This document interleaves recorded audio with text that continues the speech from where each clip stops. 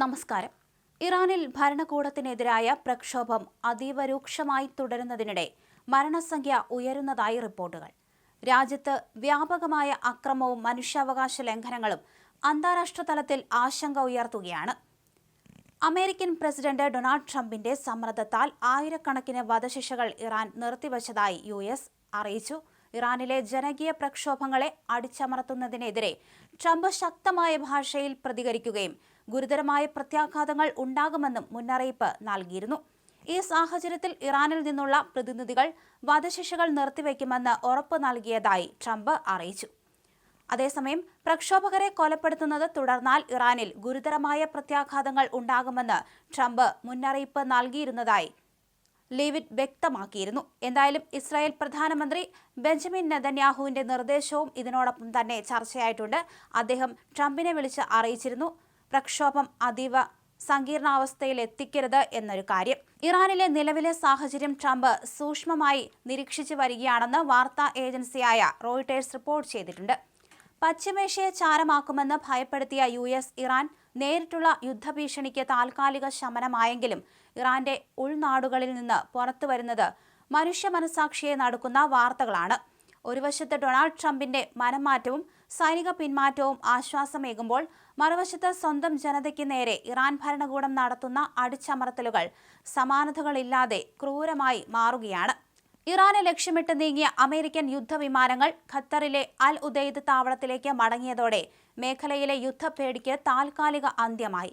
വധശിക്ഷകൾ നടപ്പിലാക്കില്ലെന്ന് Iran നൽകിയ രഹസ്യ ഉറപ്പിന് പിന്നാലെയാണ് ട്രംപിന്റെ ഈ പിന്മാറ്റം. കൊലപാതകം നിർത്തിയെന്ന വാർത്ത സന്തോഷകരമാണ് എന്നാണ് ട്രംപ് പ്രതികരിച്ചത്. ഇറാനെ ആക്രമിക്കാൻ തനിക്ക് താൽപ്പര്യമില്ലെന്ന് ട്രംപ് അറിയിച്ചതായി പാകിസ്ഥാനിലെ ഇറാൻ നയതന്ത്ര പ്രതിനിധി റസ അമീരി മൊഖദാമും സ്ഥിരീകരിക്കുകയും ചെയ്തു. നിലവിലെ സാഹചര്യത്തെ ടെഹ്റാൻ സംയമനത്തോടെ നേരിടണമെന്ന് ട്രംപ് സൂചിപ്പിച്ചതായും അദ്ദേഹം കൂട്ടിച്ചേർത്തു. ബുധനാഴ്ച പുലർച്ചെ 1 മണിയോടെയാണ് തനിക്ക് ട്രംപിന്റെ സന്ദേശം ലഭിച്ചതെന്ന് മെഖദാമിനെ ഉദ്ധരിച്ച് പാകിസ്ഥാൻ ദിനപത്രമായ ഡോൺ റിപ്പോർട്ട് ചെയ്തു. വർദ്ധിച്ചു വരുന്ന സംഘർഷങ്ങൾക്കിടയിൽ ഇറാൻ മേഖലയിലെ US താൽപര്യങ്ങളെ ലക്ഷ്യമിടരുതെന്നും ട്രംപ് ആവശ്യപ്പെട്ടതായി മൊഖാദാം പറയുന്നു. പ്രതിഷേധക്കാരെ പിന്തുണയ്ക്കുന്ന നിലപാടായിരുന്നു സമീപകാലം വരെ അമേരിക്ക സ്വീകരിച്ചിരുന്നത്. പ്രതിഷേധം തുടരാനും അവർക്കുള്ള സഹായം എത്തിക്കൊണ്ടിരിക്കുകയാണെന്നും നേരത്തെ ട്രംപ് അറിയിച്ചിരുന്നു. കൂടാതെ US വിമാനവാഹിനി കപ്പൽ USS എബ്രഹാം ലിങ്കൻ മിഡിൽ ഈസ്റ്റിലേക്ക് നീങ്ങുന്നതായും റിപ്പോർട്ടുകളുണ്ടായിരുന്നു. പ്രതിഷേധങ്ങളിൽ അറസ്റ്റിലായവർക്ക് ഇറാൻ വധശിക്ഷ നടപ്പിലാക്കുകയാണെങ്കിൽ സൈനിക നടപടി സ്വീകരിക്കുമെന്നും അമേരിക്ക ഭീഷണിപ്പെടുത്തിയിരുന്നു. എന്നാൽ പിന്നീട് വൈറ്റ് ഹൌസിൽ നടത്തിയ വാർത്താ സമ്മേളനത്തിൽ അത്തരം വധശിക്ഷകൾ നടപ്പിലാക്കില്ലെന്ന് ഇറാനിലെ പ്രധാനപ്പെട്ട സ്രോതസ്സുകളിൽ നിന്ന് ഉറപ്പ് ലഭിച്ചതായി ട്രംപ് പറഞ്ഞിരുന്നു. ഈ സാഹചര്യങ്ങളെല്ലാം അമേരിക്ക ഇറാനെ ആക്രമിക്കാനുള്ള സാധ്യതകൾ വർദ്ധിപ്പിച്ചിരുന്നു.